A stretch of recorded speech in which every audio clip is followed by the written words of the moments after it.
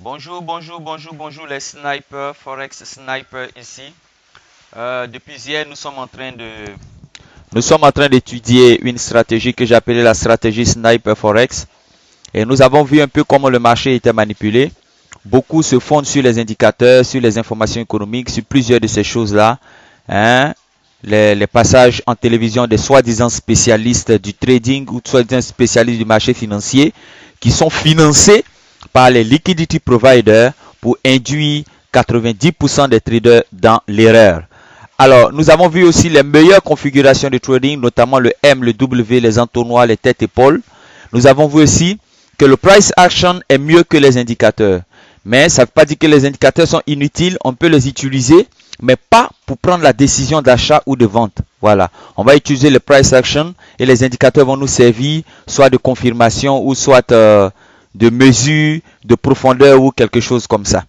Et nous sommes en train d'étudier le comportement logique des prix. Et la première séance que nous avons vue, c'est au sujet des lignes de tendance, parce que je vous ai dit les M, les W, les entonnoirs, les têtes-épaules apparaissent partout sur le graphique.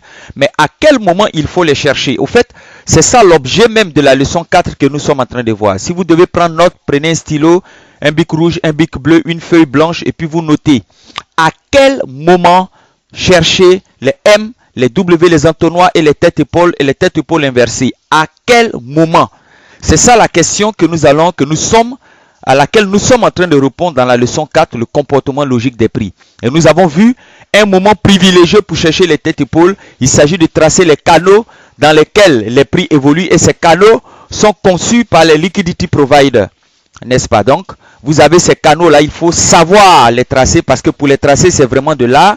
Il faut savoir les tracer, il faut savoir les détecter sur tous les time frames que vous pouvez. Il faut tracer tous les canaux et ensuite essayer de détecter les différents changements de la tendance en essayant de voir à quel moment les M, les W vont, n'est-ce pas, se dessiner pour pouvoir changer la tendance.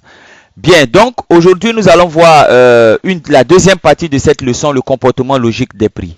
Et cette deuxième partie, le comportement logique des prix, sera consacrée, n'est-ce pas, au comportement journalier des paires de devises. Voilà, les comportements journaliers. Et ce que beaucoup ne savent pas, c'est que chaque jour, les prix des paires de devises évoluent selon une logique bien déterminée. Voilà, ils n'évoluent pas par hasard où on prend les ordres n'importe comment. Non, ils évoluent selon une logique bien déterminée.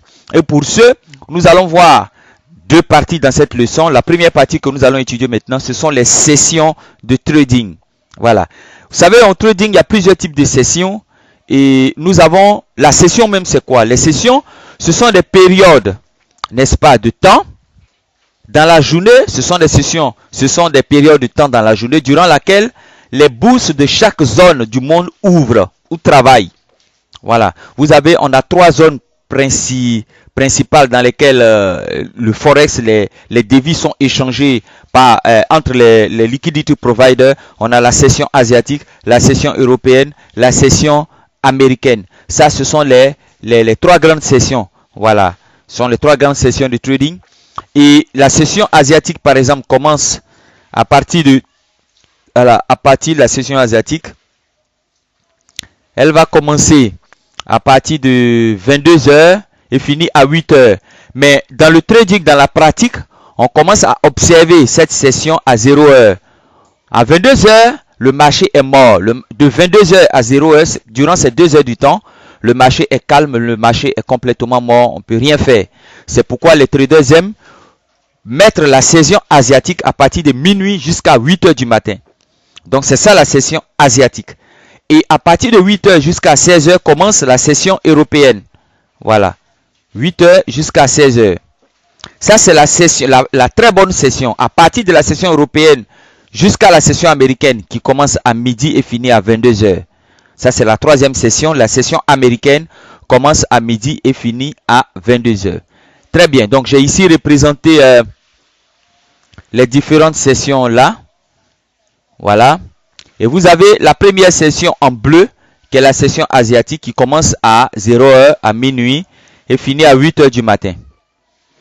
Généralement, les paires qui bougent là-bas, ce sont les paires qui sont dans le côté asiatique, c'est-à-dire Nouvelle-Zélande, Australie, Japon, Pour ceux qui traitent les paires exotiques, il y a la Chine, etc. Voilà, le dollar singapourien, SGD.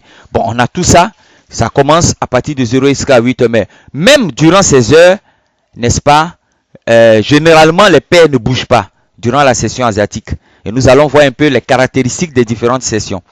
Ici, je vous présente les sessions. Donc, la session européenne va commencer à partir de 8 heures et finir à 16 heures. Dans la session européenne, vous avez la session britannique qui est la plus dominante parce que Londres, c'est le siège, même, je dirais, l'un des principaux sièges des liquidity providers, n'est-ce pas? Vous avez Londres et ça finit à 16 heures. Voilà. Et la session américaine commence à midi. Donc, vous remarquez qu'entre midi et 16 heures, il y a un entrevêchement. Il y a une intersection entre les deux sessions. Voilà. Donc, les deux sessions en 4 heures de temps. Voilà. Et à 16 heures, la session européenne finit. Et la session américaine, qui est la plus brutale, voilà, mais qu'il faut connaître, qui est quand même très intéressante à travailler, commence à midi et finit à 22 heures. Voilà. Donc, ici, vous avez maintenant, vous connaissez les différentes sessions de trading. Maintenant, nous allons voir les différentes caractéristiques, la description de chacune de ces sessions-là. C'est très important. Alors, d'abord, on commence par la session asiatique qui commence à minuit et qui finit à 8 heures. Durant cette session-là, les prix vont consolider. Nous allons constater une consolidation des prix. Les prix ne bougent pas trop, la volatilité est faible et c'est ce qui rend notre stratégie intéressante. Voilà. Parce que quand la session asiatique est calme, c'est très bon pour la suite. Ça, je vous le dis. Or, généralement, cette session-là, elle est calme. C'est la session où il y a la consolidation. Je vous donne un peu un exemple. C'est-à-dire, quand les prix descendent dans la journée, descendent, montent, descendent, durant la session asiatique, vous avez ce genre de mouvement-là. La session est calme. Les prix évoluent généralement dans un range. Voilà. C'est ça la consolidation des prix. C'est-à-dire, les prix deviennent calmes. Ça, c'est la caractéristique de la session asiatique. Maintenant, la session européenne ou la session londonienne, c'est lors de cette session que les prix vont briser la consolidation faite durant la session asiatique. Puis les prix vont prendre leur direction du jour. C'est exactement lors de cette session que nous tradons. Voilà. Donc, nous ne tradons pas la session asiatique, non. Moi, je ne trade pas la session asiatique. Sinon, vous allez perdre votre argent, ça c'est clair. Donc, la session asiatique va faire ça. Durant toute la nuit jusqu'au matin. Maintenant, la session britannique brise cette consolidation, soit vers le haut, ou soit brise vers le bas. Et quand il a fini de casser cette session, alors il va choisir maintenant son mouvement, s'il doit continuer à la baisse, ou bien s'il doit changer pour aller en haut. Voilà. Donc, ce qu'on retient de cette session, c'est que c'est une session qui brise la consolidation. On appelle ça en anglais le breakout, qui brise la consolidation de la session asiatique. Et c'est ce que nous cherchons. Tout à l'heure, je vais vous expliquer pourquoi, à travers les graphiques. Et enfin, la session américaine. La session américaine, c'est la session de renversement de la tendance européenne. Donc, durant la session américaine, nous allons remarquer que les prix vont faire une correction. Voilà. Les prix font une correction durant la session européenne. Il y a un genre de renversement de la tendance européenne. Voilà. Durant la session américaine. Donc, qu'est-ce qui se passe? Durant la journée, les prix bougent. Durant la session asiatique, les prix vont consolider. Et après, les prix vont briser soit par le haut ou par le bas. Durant la session, comment on appelle, européenne. Et après, durant la session européenne, les prix vont prendre leur sens si c'est vers le bas. Et lorsque midi arrive, durant la session américaine, les prix corrigent la session européenne. La tendance de la session européenne. Voilà. Les prix vont corriger cette session-là. Voilà. Généralement, c'est ce qui se passe. Voilà. Si c'est vers le bas, alors il va faire le mouvement contraire. Voilà. Il va venir là.